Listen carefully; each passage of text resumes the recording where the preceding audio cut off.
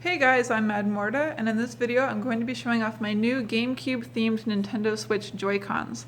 These weren't very difficult to make, and I hope that some of you might decide to make your own as well. So the first thing that you will hopefully notice about this is the joysticks, which look a lot like the Gamecube joysticks and feel exactly like them too, and that's because, surprise, they are the Gamecube joysticks. So this is just the regular Joy-Con joystick, but this is the actual cap from the top of the Gamecube joystick. So this little silicone piece, if you've ever bought a heavily used controller, or if you use yours heavily, you've probably seen ones that look similar to this in that it's just a piece of plastic with no silicone on top, or you've seen the silicone actually peeling up. Inside of here, there are some little silicone tabs, and when all of those are broken, then this can just come off, which is actually very hard to do on purpose, but fortunately I already had this one around from a different project, and I found out that it fits perfectly on top of the Switch joystick without any further modification. All I had to do was take the silicone off of the Gamecube joystick and take the silicone off of the Joy-Con joystick, leaving this piece of plastic here. And please notice, before I move on, that at the top of here there's sort of a lip, so that anything right on top only has to hang on to that little lip there and not onto the thicker piece in the middle. That will be important when I talk about the C-stick. And so back to this one. This fits perfectly on here. I just took the rubber off of this one, and I am going to put this right back on here, just like that.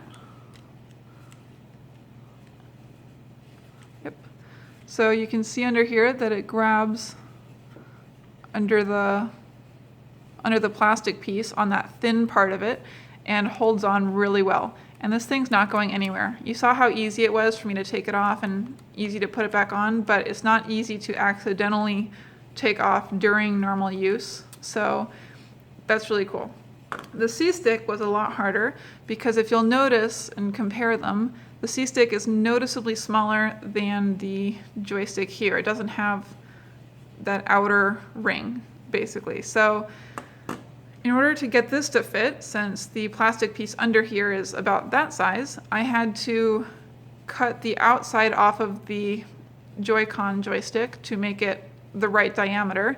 But then when I did that, you remember how I said to notice how the outer piece was thinner? If you cut that outer piece off, then the C-stick silicone has to grab onto the thicker piece in the middle.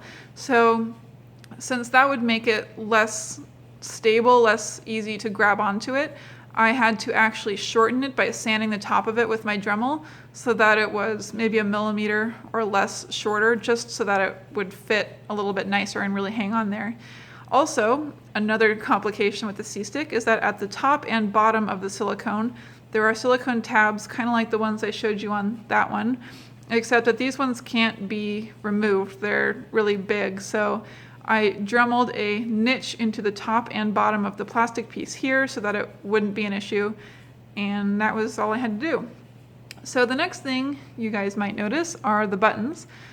Here we have the Abxy buttons, and these are not painted, they are custom molded, and you'll see that they have indented letters on them. The original Switch buttons didn't have indented letters in any way, although the Gamecube controller did, like these. And when I made a mold of the Switch buttons, they were smooth because they make their letters using a different color of plastic rather than a different texture or a different height. So I had to use a laser engraver to laser etch the letters onto the original buttons. Then I made a mold of those, and then when I cast these and the other ones I made, then they had indented letters on them just like that. That wasn't necessary to do with the D-pad because on the original Switch buttons, it had little arrows that were a different texture than the rest of it, and I'm hoping you guys can see those, but they still have the letters on them visible. There we go, that's better. So you can see that the triangles are smooth, whereas the rest of it is kind of matte texture, so those are still visible without any laser etching, but for the Abxy buttons I did laser etch them. I did not make the shoulder buttons, which I will explain in a little bit. These are just the irregular ones, and I didn't even paint them because my experience with painting buttons has been that you wear down paint really fast when you're pushing it a lot, especially if you're playing a game for a long period of time. And the shoulder buttons, your fingers are resting on those all the time. Even if you're playing a game like Arms or something where you're not even using these buttons, you're still using the shoulder buttons a lot.